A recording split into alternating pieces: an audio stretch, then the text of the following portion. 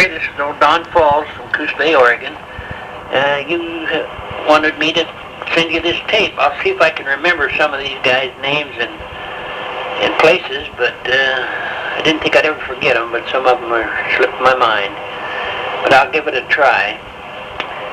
I was in the National Guard, and we were called up in September of 1940. We were supposed to go up for a year. We were stationed at the mouth of the Columbia River at Fort Stevens.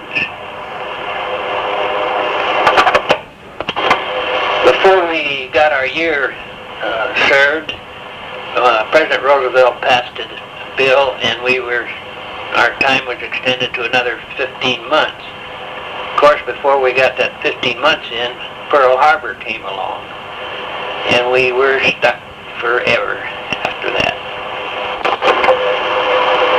Being stationed at Fort Stevens, we became the only Army post in the United States to receive enemy fire during World War II. It was, I don't remember exactly what the date was, but this Jap sub fired on our base. We were on 10-inch disappearing Seacoast guns, and this Jap had us zeroed in. He fired 9 rounds at us and never missed. In fact, we had a thing that went across our gun emplacement there. It says 9 shots fired, 9 shots missed. To hell with Hirohito. But anyhow, after that, I transferred into for paratroop training. Went to Fort Benning, Georgia, of course, like most of us. And from there, we went to Camp McCall in North Carolina. And I don't know how long we was there. Then they took a bunch of men, I don't know how many, and they were trying to form a cadre for a new division. They took mess sergeants and supply sergeants and all kinds of men, and they sent us to Florida, Fort Blanding or something like Camp Blanding, I guess. But it was the biggest infantry training post in the United States at the time, and they sent us down there to help recruit new volunteers into the paratroops. And we made quite a few jumps while we was there for war bond deals and this kind of thing. We really had a soft, easy racket. And anyhow, loved every minute of it. Then they transferred us back to Fort Benning, and they didn't start this new division that they were going to start.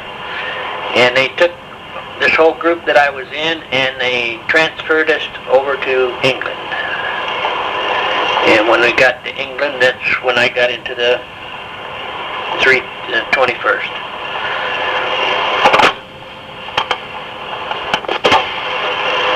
You wanted to know how much glider training that I received. I didn't really receive any glider training. The only thing I know about them was before we were to go into Holland, the pilots would take a guy and make him a co-pilot, tell him how to land this thing, and never try to dodge anything. That's the only thing I know about gliders, except I didn't like them. How much artillery training did you get?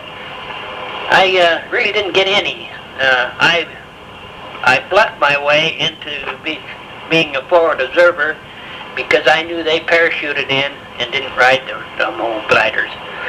And but I did have coast artillery, and I understood the basics of field artillery. I didn't go in there to endanger anybody. I knew what I was supposed to do. And early training days in the United States, well, I don't know, I made everything fun. I played hard and I worked hard, and I wasn't the ideal soldier. I probably was late more than anybody, and but I did enjoy my training pretty good. And the boat trip to England, why, it was uneventful. A lot of guys got sicker than dogs, but I made out all right in that problem. And we were at sea for 13 days. And let's see, what did you think of your officers and your outfit? My outfit was great as far as I was concerned. Short time I was with them. Officer, that was something else again. We had a commanding officer that had, excuse my French, but shit in his neck.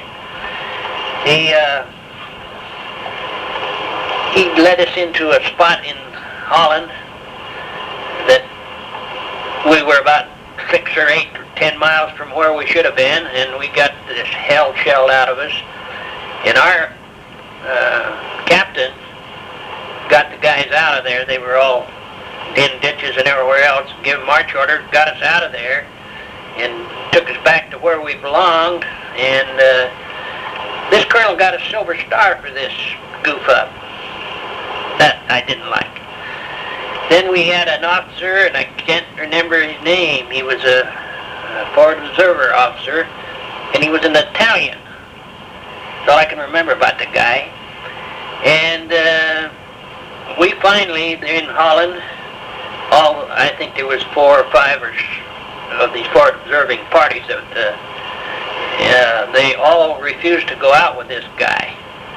And one of the reasons, when the last time I went out with him,